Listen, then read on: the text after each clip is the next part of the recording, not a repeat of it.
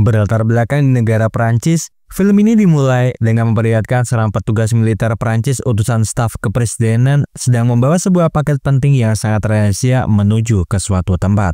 Tetapi meskipun paket itu sangatlah penting, petugas militer tersebut hanya sendirian menuju ke tempat tersebut tanpa adanya pengawalan yang lainnya.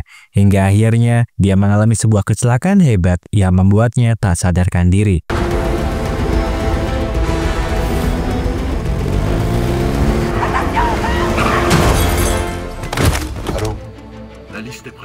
Sementara di tempat yang akan dituju oleh sang petugas militer tersebut, Mason telah mendapatkan perintah dari seseorang yang memberitahukan kepadanya kalau daftar orang-orang tersebut saat ini dalam perjalanan menuju ke tempatnya. Akan tetapi di tahun ini hanya akan ada 5 daftar nama saja yang harus dia selesaikan dalam waktu kurang dari 48 jam. Mason lalu menemui kedua bawahan kepercayaannya untuk memberitahukan kepada mereka berdua kalau musim berburu mereka telah tiba. Namun sebelum mereka semua melakukan perburuan tersebut, Mason akan memberikan nama samaran baru untuk mereka berdua. Matthias akan memberikan nama Esmeralda, sementara Caris akan mendapat panggilan nama Quasimodo. Di sebuah pulau luar negara Prancis, seorang laki-laki bernama Serge terlihat sedang melakukan meeting pekerjaan dengan seorang senator Prancis meskipun saat ini dia sedang liburan bersama dengan keluarganya di villa pribadinya. Istrinya, Mia, yang mengetahui kalau suaminya masih mementingkan pekerjaannya, terlihat sangat jengkel kepadanya karena kenapa di saat mereka berlibur pun Serge masih sibuk dengan pekerjaannya. Apalagi saat ini seharusnya adalah waktu Charlotte untuk tidur siang, namun putrinya, Alice, anak dari pernikahan pertama Serge, terus bernyanyi di luar halaman villa ini sehingga membuat Charlotte terganggu hingga membuat dirinya pun tidak bisa meninggalkan Charlotte hanya untuk merelaksasikan tubuhnya di bathtub kamar mandi. Serge mengerti akan kegelisahan istrinya tersebut, tetapi bukannya dia tidak peduli dengan putri mereka, namun untuk saat ini dia hanya ingin menyelesaikan meetingnya bersama dengan Senator Borlin, karena masa depannya ada di tangan sang senator. Halo, comment tu vas?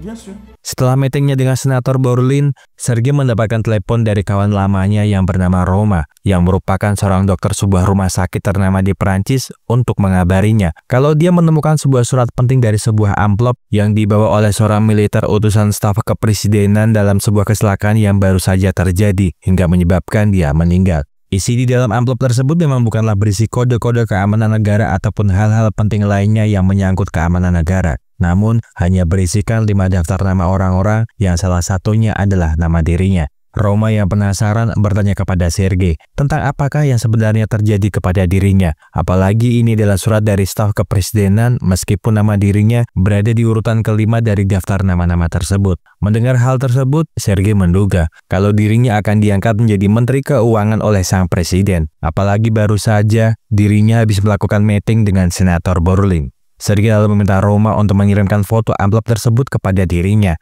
agar dia bisa melihat siapa saja nama-nama yang ada di dalam amplop tersebut. Karena bila benar dirinya akan diangkat menjadi Menteri Keuangan, Serge akan mengundang sahabat lamanya tersebut dalam perayaan pengangkatan dirinya menjadi Menteri Keuangan.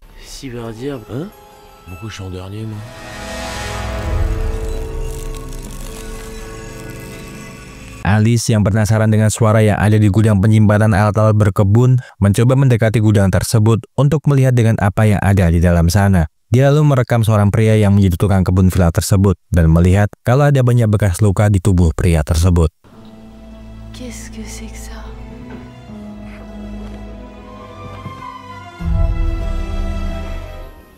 Wow. Alice yang terkejut melihat Leo keluar dari gudang tersebut bertanya kepada dirinya tentang apakah benar kalau dirinya merupakan tukang kebun paling bagus selama ayahnya temui. Namun Leo tidak terlalu peduli dengan pernyataan tersebut. Ia lalu pergi meninggalkan Alice dari sana. Bonne journée, Mademoiselle Alice.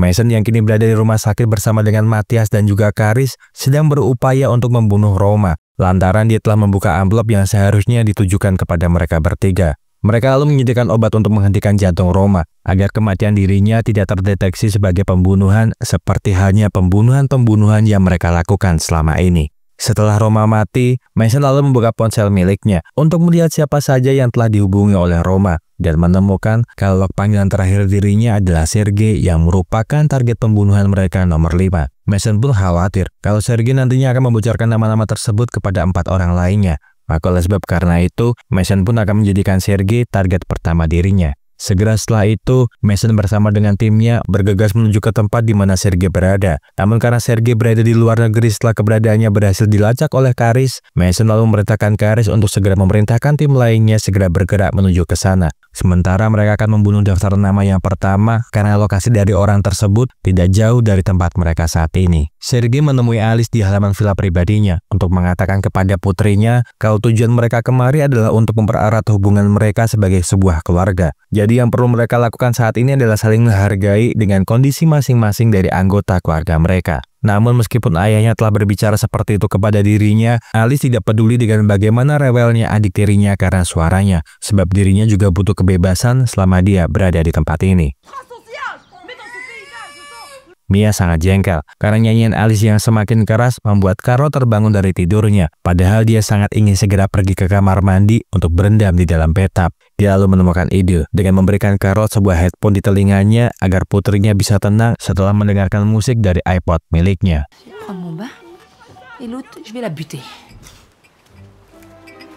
Jenny, seorang wanita pembantu villa itu, menemui Leo yang tengah memangkas daun-daun di halaman villa tersebut untuk memberikannya sebuah minuman kesukaannya agar dia semakin bersemangat dalam bekerja. Merci, Jeanne. Hop, c'est dans la boîte. Setelah berhasil membunuh nama pertama dalam daftar tersebut dengan menjatuhkan target mereka dari tangga pintu darurat, mereka bertiga pun kini dalam perjalanan menuju ke villa pribadi Sergei, menyusul tim mereka yang hampir sampai di villa tersebut.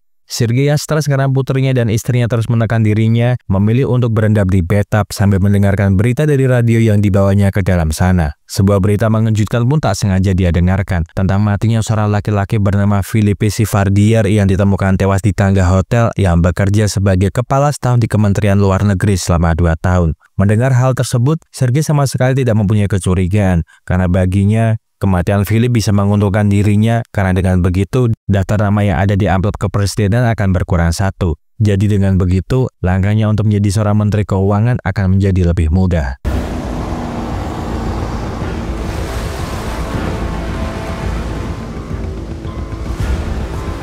Mais qu'est-ce qu'ils foutent dans le jardin, ces cons? Para tentara bayaran yang dikirim oleh Mason kini telah sampai di villa Sergei untuk melumpuhkan semua orang yang ada di sana sebelum akhirnya Mason datang ke sana untuk membunuh mereka semua dengan tangannya sendiri. Satu persatu orang yang ada di villa tersebut mereka lumpuhkan dengan peluru bius hingga Sergei menyadari teriakan Alice yang berbeda dari biasanya. C'était quoi ce cri? Alice! Sergei lalu meminta Mia untuk lekas bersembunyi bersama dengan Charlotte sementara dia akan memikirkan cara untuk mengusir mereka dari villa pribadinya. Namun ketika Sergei mencoba untuk menghubungi polisi, jaringan provider yang ada di ponsel miliknya menghilang, sehingga memaksanya untuk melakukan sesuatu perlawanan terhadap para tentara bayaran tersebut.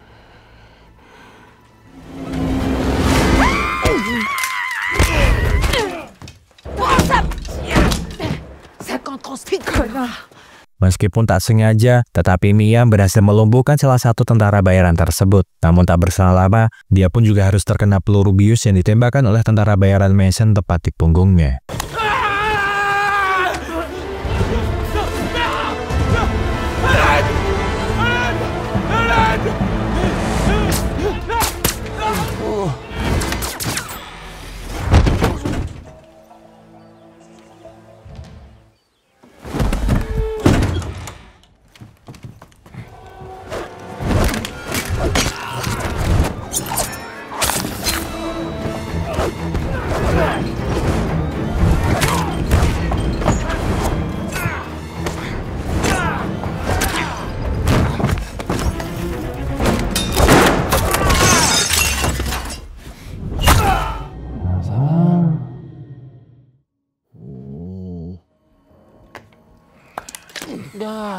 Mais qu'est-ce que c'est ce truc? C'est fort! Setelah berhasil mengalahkan para tentara bayaran yang mengejar tuannya, Leo pun memberikan Sergei sebuah suntikan pemacu adrenalin agar dia lekas tersadar dari pengaruh obat bius yang diterima tubuhnya. Meskipun pada awalnya itu terasa sedikit gatal, namun obat yang disuntikan oleh Leo mampu membuat Sergei seperti mempunyai tenaga ekstra lainnya. Leo berusaha menenangkan Sergei yang nampak sangat marah mengetahui istri dan putrinya mati akibat perbuatan orang-orang yang menyerang villa pribadinya, dengan mengatakan kalau keluarganya masihlah hidup. karena orang-orang tersebut hanya menembakkan obat bius sama seperti yang sebelumnya Sergei rasakan. Sergei agak tenang mendengar hal tersebut, namun dengan penuh amarah dia bersumpah dengan tidak akan membiarkan mereka lolos dari perbuatan mereka. Meskipun sebenarnya dia sendiri tidak mempunyai kemampuan apa-apa ataupun bisa menghubungi siapa-siapa karena tidak adanya jaringan telepon di villa pribadinya. Leo mengatakan kalau Sergei tidak akan bisa mendapatkan jaringan telepon di ruangan ini karena ini merupakan bangker tersembunyi di bawah villa miliknya. Bangker ini sudah ada sejak zaman kelompok perlawanan bersembunyi selama Perang Dunia Kedua. Jadi yang tuannya tahu hanyalah keberadaan vilanya saja, namun tidak dengan bangkernya. Leo meminta Sergei untuk tidak memikirkan dulu hal tersebut, karena saat ini mereka sedang menghadapi 3 unit pasukan khusus, namun tidak tahu dengan maksud tujuan mereka datang ke sini. Atau apakah Sergei mengingat sesuatu hal yang membuat mereka berada di sini. Sergei pun lalu mengingat kalau mungkin keberadaan mereka di sini berhubungan dengan daftar nama staf kepresidenan. Ada 5 nama yang disebutkan, namun sekarang menjadi 4 termasuk dengan dirinya setelah Philip mati terjatuh dari tangga. Tetapi mungkin nama-nama itu juga termasuk nama yang berada di daftar Matigon, sebuah draft nama yang ditulis oleh sang Perdana Menteri untuk menghilangkan nyawa seseorang demi kepentingan negara. Pembunuhan tersebut tidak akan bisa terdeteksi oleh pihak kepolisian, karena mereka bisa menyamarkannya menjadi peristiwa pembunuhan alami. Dan jika dugaan Sergei benar, semua ini pasti ada hubungannya dengan sebuah file yang didapatkannya 2 minggu lalu, berisikan informasi penting mengenai Matigon dan orang-orang yang dia beritahu tentang masalah ini berada di daftar itu juga. Dengan rasa percaya diri yang tinggi, Sergei berpikir kalau dia bisa menyelesaikan semua masalah ini, karena kemampuannya pasti lebih baik dibandingkan Sergei yang hanya tukang kebun di villa miliknya. Maka oleh sebab karena itu, Sergei hanya meminta Leo untuk membantu dirinya dari belakang, mendapatkan file tersebut dari komputer pribadinya tanpa melakukan apapun yang bisa membuat musuh menyadari keberadaan mereka. Qu'est-ce qui est bien plus dérapé?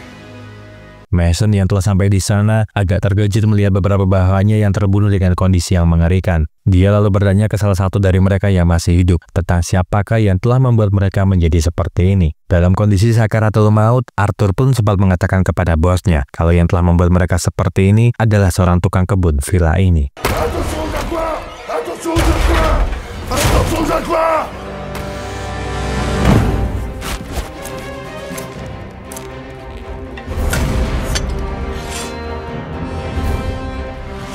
On y va? Sergei sangat meremehkan Leo karena dia hanya menggunakan alat berkebunnya untuk melawan pasukan khusus yang menyerang villanya. Sergei mengatakan kalau dia mungkin sangat ahli untuk merawat tanaman, tapi melawan pasukan khusus dengan persenjataan lengkap dibutuhkan keahlian daripada hanya sekedar memotong daun, tanpa mengetahui kalau sebelumnya Leo lah yang telah membantai semua pasukan khusus yang mengejarnya. Leo tidak peduli dengan apa yang dikatakan tuannya tersebut, karena lebih baik mereka segera menyelamatkan file miliknya daripada hanya terus berbicara di dalam bunker ini.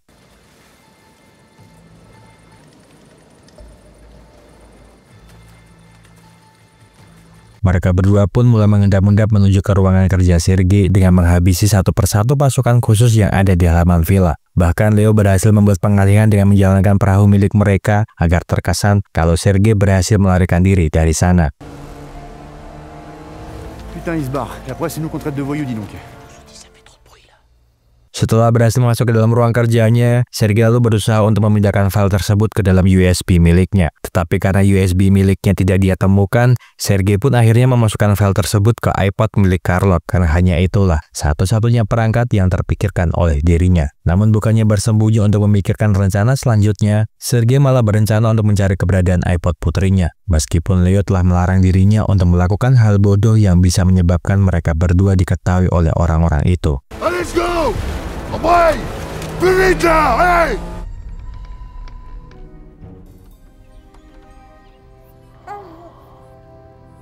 Sergei memilih untuk mengeluarkan putrinya dari dalam ruangan pembuangan udara yang ada di kamarnya, dibandingkan hanya mengambil iPod milik putrinya. Padahal keberadaan Carol di sana sudah sangatlah aman, tanpa bisa diketahui oleh para pasukan khusus yang masuk ke villa miliknya. Tindakan bodohnya tentu saja segera disadari oleh mereka yang tiba-tiba masuk ke dalam sana dengan menodongkan pistol milik mereka. Namun untung saja, Leo yang menyadari kebodohan tuannya segera masuk ke dalam sana untuk menghabisi 2 orang yang mencoba menyerang Sergei. L'embarcation était vide. Setelah mendapatkan perintah dari bosnya untuk menggeledah villa tersebut, lantaran perahu karet itu digunakan hanya sebagai pengalihan mereka, Matthias pun lalu berkeliling villa tersebut untuk mencari di mana keberadaan orang yang menjadi target mereka.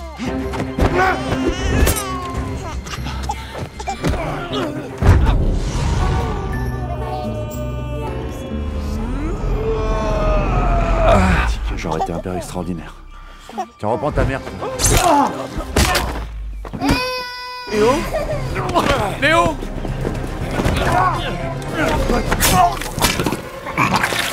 Putain, c'est pas vrai, ça là. C'est Serge. On y va. Leo lalu mengajak Sergei untuk bersembunyi ke ruang rahasia yang lainnya dari rumah ini, agar mereka bisa memikirkan rencana selanjutnya untuk menyelamatkan putri dan istri Sergei dari sekapan para pembunuh yang akan membunuh mereka.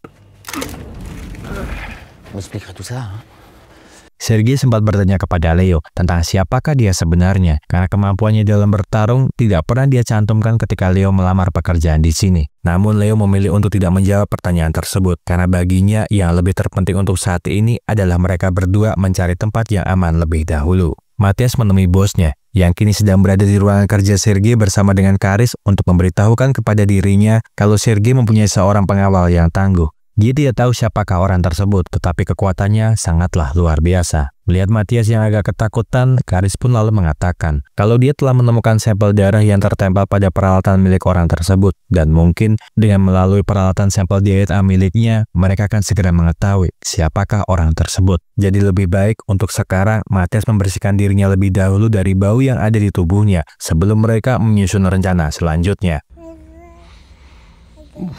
Leo meminta jubah mandi yang dikenakan oleh Sergei agar dia bisa membuat sebuah popok yang nantinya bisa dipakai oleh Charlotte, karena saat ini Charlotte tidak mempunyai popok pengganti akibat dirinya yang buang air besar. Jubahnya hanyalah satu-satunya kain yang aman digunakan oleh putrinya, karena beberapa pakaian yang ada di tempat ini tidak baik digunakan oleh putrinya. Ah non, vous allez attraper froid, Monsieur Serge. Je suis pas à l'aise. Sergei merasa sangat konyol setelah memakai setelan baju militer saat Perang Dunia Kedua. Namun karena hanya itulah yang bisa dia pakai, dia pun terpaksa memakai baju tersebut meskipun baju militer itu adalah bekas dari penjajah yang pernah berperang dengan negara mereka. Merasa kepintarannya di atas Leo, Sergei mencoba memasang popok buatan Leo kepada putrinya. Namun itu tidaklah seperti yang diharapkannya, karena popok tersebut malah melorot dari bokong putrinya. Dia malah menyalahkan Leo karena tidak becus dalam membuat popok bayi. Tetapi ketika Leo mencoba untuk memasangkan sendiri popok tersebut, popok itu pun serasa pas dan nyaman saat dikenakan oleh putrinya. Y a pas de quoi crâner pour une couche, hein. Je peux récupérer ma fille maintenant? Hein? Eh ben voilà, plus de batterie. Menyadari baterai iPod milik Charlotte lowbat, Leo pun segera mencari cara untuk menghidupkan kembali iPod tersebut. Karena jika tangisan Charlotte terus berlanjut, lokasi persembunyian mereka pasti akan segera bisa diketahui oleh orang-orang yang sedang memburu mereka. Leo lalu mencari alat-alat peninggalan perang yang ada di sana, yang mungkin bisa dia gunakan untuk menghidupkan kembali iPod milik Charlotte yang mati. Setelah terbangun dari pingsannya, Alice dan Mia terus mengoceh kepada Matias, menanyakan tentang di mana keberadaan Sergei dan juga Charlotte. Karena dengan tidak adanya kedua orang tersebut, jelas membuat mereka berdua sangat khawatir dengan bagaimana keadaan mereka berdua. Matias yang merasa pusing mendengar ocehan mereka berdua, ingin sekali memukul mereka. Namun Mason yang juga berada di sana menahan keinginan Matias, karena dia ingin bertanya kepada mereka tentang seseorang yang juga tinggal di villa ini selain keluarga mereka. Mereka berdua mengatakan kalau selain mereka berempat, ada pembantu mereka dan juga tukang kebun mereka yang bernama Leo. Mendengar hal tersebut jelas membuat Mason tidak percaya, apalagi Matias yang pernah berhadapan langsung dengan orang tersebut, karena tidak mungkin seorang tukang kebun bisa menghabisi separuh anak buahnya. Matias selalu mencoba mencari data dari sang tukang kebun villa ini, yang mempunyai nama lengkap Leonidas Apastegui. Namun setelah beberapa kali dia mencarinya, Matias tidak bisa menemukan data apapun mengenai dirinya semenjak Leo berusia 20 tahun. Akses mengenai data dirinya yang berada di server Disduk Capil pun tidak bisa dia buka. Padahal Matias sendiri mempunyai keahlian untuk menjebol sebuah server meskipun dia bukanlah expert di bidang ini. Tak berselang lama, salah seorang bawahan Mason menemui bosnya untuk mengabari dirinya kalau dia telah menemukan sebuah ruangan di bawah villa ini. C'est donc ça leur terrier. 5 tours de manivelle. Leo mengatakan kepada Sergei, kalau iPod milik putrinya mati, maka dia perlu mengengkol benda ini selama 5 kali. Maka iPodnya pun akan menyala selama 5 menit ke depan. Sergei terus bertanya kepada Leo tentang siapakah dia sebenarnya, karena kenapa dia bisa melakukan apa saja selain berkebun. Bahkan caranya dalam melumpuhkan para pasukan khusus itu bisa dikatakan sangatlah luar biasa. Sergei terus bertanya kepadanya, meskipun Leo masih berusaha untuk menyembunyikan jati dirinya. Hingga akhirnya Leo menyadari, kalau telah ada orang yang masuk ke dalam bunker ini. Éteignez. Qu'est-ce qu'il y a?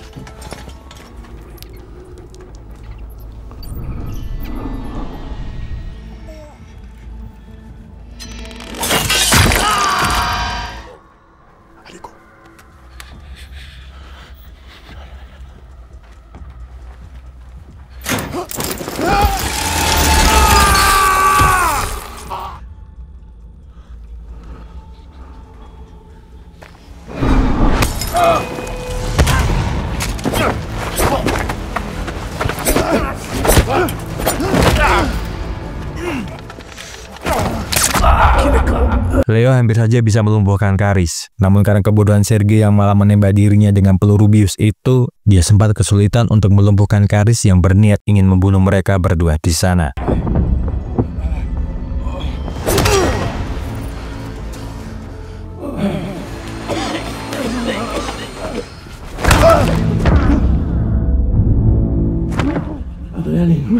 Leo memang tidak bisa untuk membunuh Karis di sana karena kondisinya yang setengah pusing akibat peluru bius tersebut. Namun setidaknya untuk saat ini Karis tidak bisa berbuat apa-apa. Jardinier! Mason menyadari kalau Karis telah kalah dari tukang kebun tersebut karena dari tadi dia berusaha memanggilnya melalui HT, tetapi Karis tidak merespon panggilannya. Matias pun mengatakan kalau jika bosnya memperdulikan ucapannya mengenai tukang kebun itu sejak awal, mungkin keadaan mereka tidak akan rumit seperti ini. Dia lalu mempunyai sebuah ide yang mungkin akan menjadi pertunjukan bagus untuk mereka dengan membuat keadaan di tempat ini menjadi kacau setelah seorang psikopat yang menjadi tukang kebun villa ini malah menggorok leher semua anggota keluarga Sergei. Tak berselang lama, Karis yang ternyata masih hidup kembali dari bunker untuk bertemu dengan bosnya dan juga Matias. Karis mengatakan kalau tukang kebun itu sepertinya bukanlah orang biasa karena kemampuannya layaknya seperti orang militer. Apalagi beberapa perangkap yang dia buat mampu membunuh semua tentara bayaran yang bersama dengan dirinya. Mendengar hal tersebut jelas membuat Mason semakin marah. Apalagi file tentang tukang kebun tersebut masih dalam proses pencarian. Mereka harus tahu siapa dia sebenarnya sebelum mereka membuat rencana lanjutan untuk menghancurkan tukang kebun tersebut. On a fini, jardinier. On passe à balles réelles. Di dalam pikirannya yang berkecamuk, Leo pun mulai menceritakan masa lalunya kepada tuannya. Dulu sebelum Sergei membeli villa ini, dirinya sudah lama tinggal di sini, di ruang bawah tanah villa ini. Ayahnya yang kejam terus mendidiknya dengan cara yang gila. Setiap harinya, dia terus mendapatkan siksaan. Bahkan di depan matanya sendiri, ayahnya juga lah yang telah membunuh ibunya. Maka karena sebab itu juga, dia tidak banyak berbicara dan lebih senang menghabiskan waktunya dengan bunga, pohon, dan apapun itu yang berhubungan dengan alam. Mereka memang tidak bisa berbicara, tetapi bagi dirinya, mereka memberikannya begitu banyak cinta. Sergei mulai mengerti dengan bagaimana Leo terbentuk. Maka dari itu, dia ingin Leo tetap menjadi pria seperti ini. Karena orang baik seperti dirinya, pasti akan menemukan kebahagiaannya. Tak lama setelah itu, suara berondongan tembakan dari senjata terdengar oleh mereka. Dan Leo menduga kalau para pembunuh bayaran tersebut ingin berbicara dengan mereka. Monsieur Apastegui. Mason pun akhirnya mendapatkan perhatian dari Leo karena suara tembakan tersebut dan menanyakan siapakah sebenarnya dirinya. Karena jika dia ingin bermain-main dengannya, maka Mason akan menunjukkan kepadanya bagaimana kejamnya dirinya. Dia akan mulai memukuli keluarga istri dan putri Sergei untuk sekedar menunjukkan kepadanya kalau tindakannya akan semakin berbahaya jika mereka berdua tidak segera muncul di hadapannya. Setiap 15 menit akan ada salah satu anggota keluarga Sergei yang mati, dimulai dari pembantu rumah tangga mereka untuk membuktikan kalau ucapannya bukan hanya gertakan saja. Nampaknya tindakan bosnya yang membunuh orang selain target mereka sedikit membuat Karis berpikir kalau tindakan bosnya itu salah besar. Namun dia hanya bisa terdiam melihat bosnya membunuh wanita tua tersebut tanpa bisa melakukan tindakan apapun di sana. Sergei merasa kalau dia tidak akan berguna bila hanya menunggu saja di tempat ini. Maka dengan menggunakan suntikan pemacu adrenalin milik Leo, Sergei pun nekat untuk mendatangi mereka meskipun hal yang dilakukannya itu sangatlah bodoh. Banzai! Est-ce qu'il est con? We got news for you.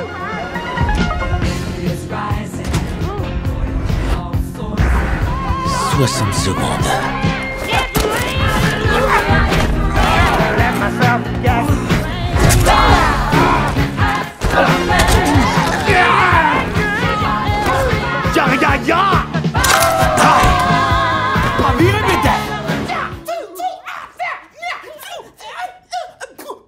Ternyata tindakan yang dilakukannya itu hanya ada di dalam pikiran alam bawah sadarnya saja. Karena dalam tindakan nyatanya, Sergei hanya melakukan gerakan bertarung seperti orang gila. Namun untung saja, mereka bertiga hanya melihat Sergei tanpa melakukan apapun untuk menangkapnya. Karena tiba-tiba Sergei mengambil senjata yang berada di dekatnya.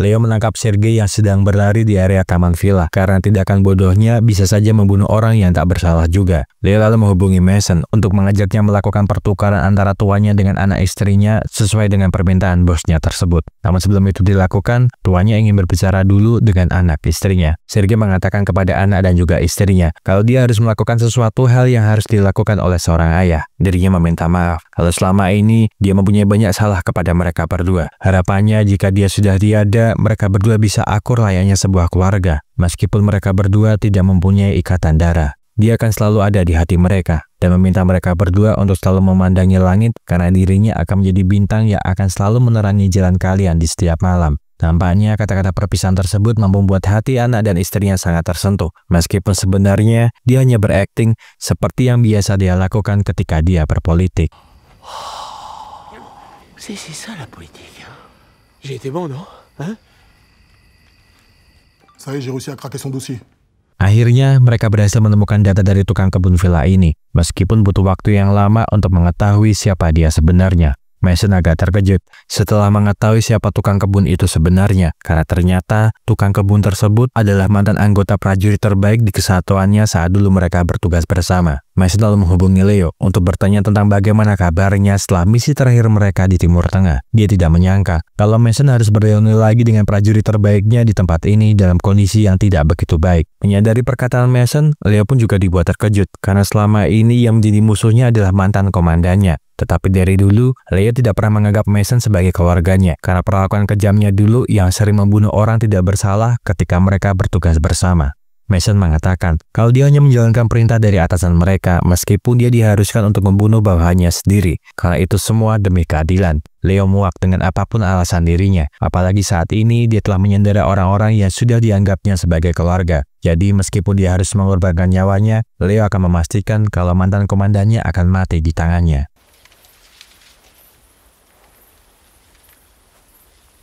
Salah satu anak buah Mason berusaha mencari Sergei dan Leo dalam kegelapan. Tetapi belum juga dia bisa berbuat apa-apa, mereka berdua telah menunggunya agar dia tidak berbuat lebih daripada ini. Dia lalu berusaha pergi dari sana setelah semua setelan baju tempurnya dipakai oleh Sergei. Tetapi Mason yang melihat kalau bawahannya terlalu pengecut untuk mati sebagai prajurit, lalu memukulinya hingga mati, meskipun bawahannya itu memohon ampun kepada dirinya. Matias pun saat ini terlihat sedang berusaha untuk mencari di mana keberadaan dari Sergei dan juga Leo di halaman villa tersebut. Yang tak berselang lama, tiba-tiba Leo muncul di hadapannya dengan menendang pistol milik Matias.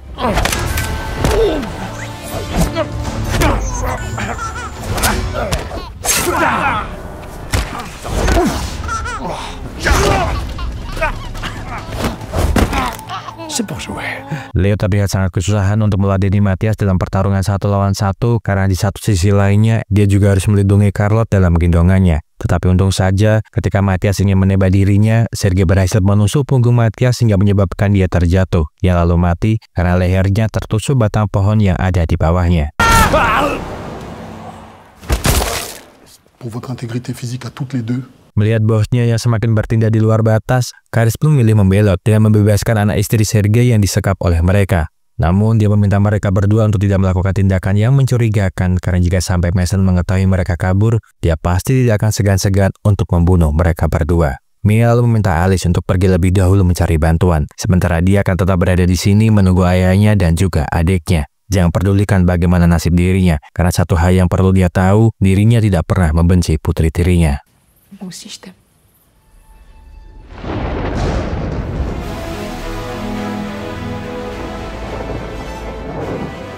Leo meminta Mason untuk menyerah saja karena saat ini dia sudah sendirian di tempat ini. Tidak akan ada lagi orang yang membantunya karena semua anak buahnya telah mati di tangannya. Namun Mason mengatakan kepadanya kalau sebagai seorang prajurit seharusnya dia tahu kalau kematian itu lebih mulia daripada mereka harus menyerah dalam kenyataan. Selama 10 tahun dia telah menghilangkan orang-orang yang ada di daftar Matignon dan itu akan terus berlanjut setelah dia berhasil membunuh dirinya dengan tangan miliknya.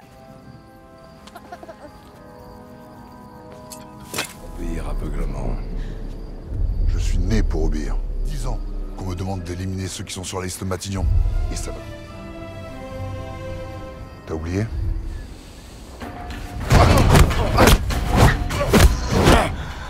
Mes amours. Sergei senang melihat Mia dalam kondisi yang baik-baik saja setelah semua peristiwa yang telah dialami oleh mereka. Begitu juga dengan Alice yang bahagia melihat ayahnya dalam kondisi yang baik-baik saja. Sergei lalu segera meminta mereka berdua untuk lekas keluar dari sini. Karena saat ini, tukang kebun mereka sedang membalas perbuatan jahat dari para tentara bayaran yang telah membuat mereka menjadi seperti ini.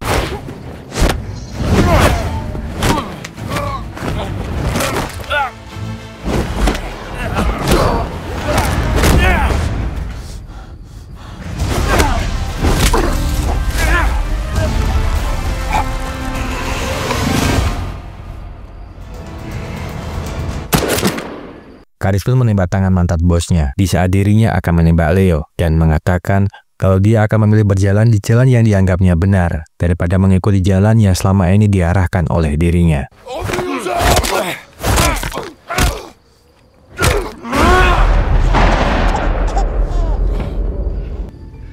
Leo pun berhenti untuk terus memukuli Mason karena dia tidak ingin Charlotte melihat tindakan yang dilakukannya terhadap Mason. Karis pun lalu berterima kasih kepada Leo karena perbuatannya itu telah membuka matanya kalau apa yang telah dilakukannya selama ini adalah salah. Dia meminta maaf atas segala kesalahan yang telah dia perbuat pada dirinya dan mungkin di masa depan mereka akan bertemu kembali dalam situasi yang lebih baik.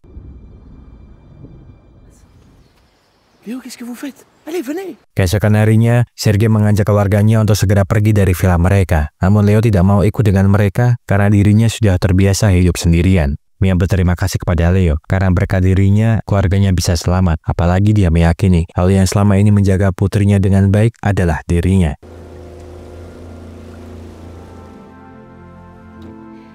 Setelah keluarga Sergei pergi, Leo pun juga telah bersiap untuk segera pergi dari villa tersebut. Namun belum juga dia meninggalkan tempat tersebut, Leo menyadari kalau Mason telah tersadar dari pingsannya dan kini sedang berusaha memburu Sergei demi misinya. Selama perjalanan mereka menuju ke rumah mereka, Alice mengatakan kepada orang tuanya kalau dia tak sengaja merekam sesuatu yang mungkin bisa membuat heboh rakyat Prancis, yaitu ketika Mason mengatakan kalau selama 10 tahun dia telah menghilangkan orang-orang yang ada di daftar Matignon sesuai dengan perintah dari Perdana Menteri. Mia pun sangat senang melihat hal tersebut, karena sebagai seorang jurnalis pada sebuah televisi, tentu berita ini akan menjadi berita yang mengejutkan seluruh dunia. Dia akan segera mengirimkan video itu dan juga tulisannya kepada rekanannya. Namun belum juga dia bisa mengirimkan berita tersebut, ternyata dari belakang, Mason berhasil untuk mengejar mobil mereka.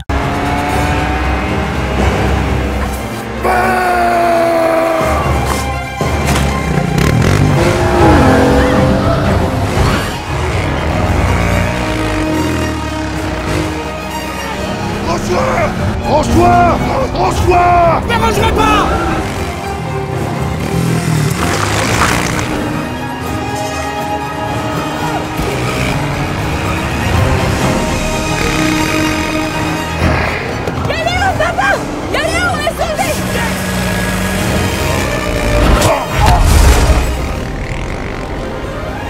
Leo memang berhasil membuat mobil yang dikendarai oleh Mason hilang kendali. Tetapi ketika dia mencoba mencarinya di dalam mobil tersebut, ternyata Mason telah berada di luar mobil dengan menodongkan pistolnya ke arah Leo. T'aurais pas dû désobéir, Baume. Attention. Sergei berusaha untuk mengalihkan perhatian Mason yang terus mengarahkan pistolnya kepada Leo dan mengatakan kalau seorang prajurit seharusnya bisa menyelesaikan misi mereka dengan baik. Mason dibuat bingung dengan perkataan Sergei yang terus mengocok kepadanya sehingga bisa dimanfaatkan oleh Leo dengan terus menendanginya hingga akhirnya Mason pun mati. La vengeance. La mission, la vengeance. Tiens, prêt. Hey, papillon. Hey!